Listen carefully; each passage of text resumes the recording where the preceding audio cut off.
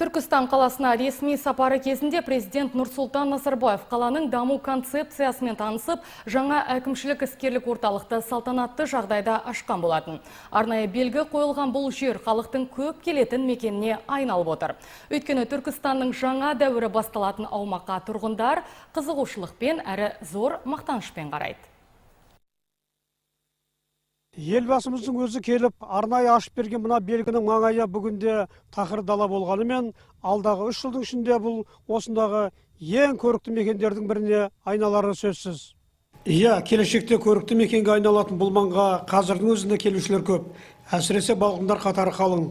Олар елбасының алақан табы тиген арнайы белгіні қызықтап, Түркістанның болашағын болжайды. Бақыты мен бағытына сенеді. Келешектің кілті бізде деп шаттығын сезеді.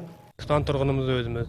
Кеше елбасымыз Нұрсұлтан Әбішұлы Назарбаев келген кезімізде біз ауылда болмап едік, облысымызда болған жоқ едік, сапарда жүрек.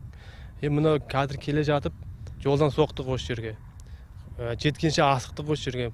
Құда қаласа, осы жеріміз үлкен қала болайын деп жатыр. Облысымыз үлкейін деп жатыр. Кешкісін бала шағамызды алып кеп, осы жерде жүреміз құда қаласа. Кеңейіп жатыр өрісіміз. Жаңа қалашық Түркістанның солтүстік шығысынан орын тепкен. Соның ішінде әкімшілік іскерлік орталыққа тиесілі аумақ 225 гектарды құрайды. Жоспар бекітілген. Мұндағы жұмыс енді басталады. Дегенмен онымен шекаралас тұста құрылыс қарқын алып, зәулім үйлер тұрғызылуда. Жұмысымыздың өзі қазір қарқынды жүріп жатыр. Енді құда қаласа тағы да осындай үйлер болса тағы да үйлер болса сала береміз. Түркістанның осы халықтың игілігіне.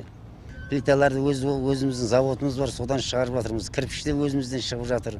Біз арқаның ақ боранмен айқасып астана салған елміз. Ал табиғаты жайлы мекенде құрылыс салу біз үшін мерекемен бірдей дейді құрылысшылар.